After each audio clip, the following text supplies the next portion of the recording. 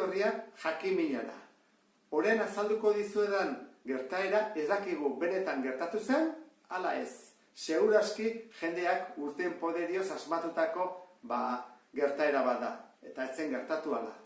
Eta zergatik da hori, Gauss, hemen azaltzen den Johann Carl Friedrich Gauss, aspaldiko matematikari bat, printzia deitu izan zailako, matematikarien printzia. Oso asmakizun eta ideia brillanteak izan zituen matematikaria aurrezteko.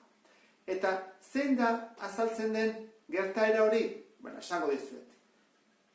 Friedrich Gauss txikia zenean, kalkulatzen da 9 urte inguruan, bazuen matematikan irakasle bat, eta klasean oso aztoratuta eta builakatari ziren, ikasle asko ziren, irakaslea zorrotza izanik, esan ziren, hau bukatu da, denei zigorra.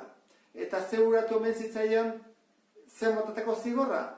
Esatea, esei zaitezte, eta denbora guzti honetan kontatu zazue, 1, gehi 2, gehi 3, gehi 4, gehi 5, eta egin batura 100 arte.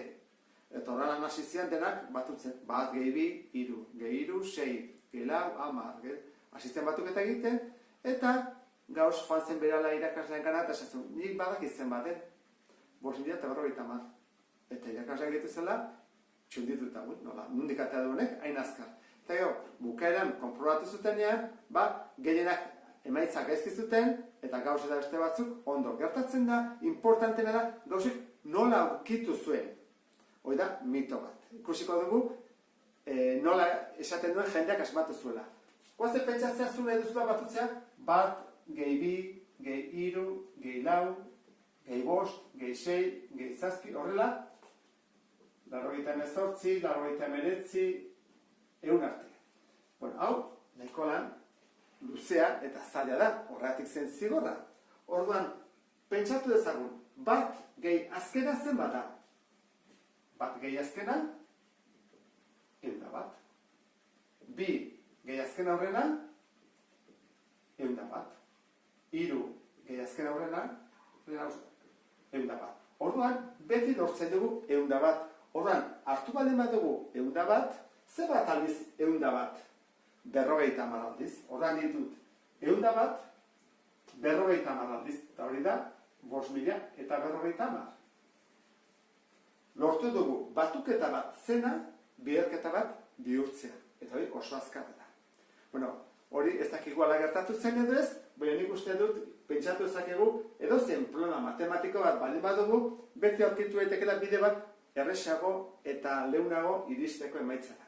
Gaur egun, batuketa hauek egiteko, hemen, segida aritmetiko batean, formula bat erabiltzen dugu. Eta hau izango zake, SN berdin baturarena, lehenengo terminoa, gehi azkena, bider N zati bi. Horren, kaso honetan izango litzateke. Zen bada lehenengo 100 zenbakien batura? Bartzen dugu lehenengo zenbakia, gehi azkenekoa, bider zenbat dira, 100 zenbaki dira, eta egiten dut zati bi. Horren izango litzateke. 101 bider 100, zati bi. Beraz, 5.000 eta 50. Eta horla, egon genuke gaur egun formula honekin. Hori batez ere, DBH lau eta batxergoan lantzen den formula da. Nik uste dut kuriositate honekin, interesantia gertatu zaizuela klase hau. Beste bat arte, agur.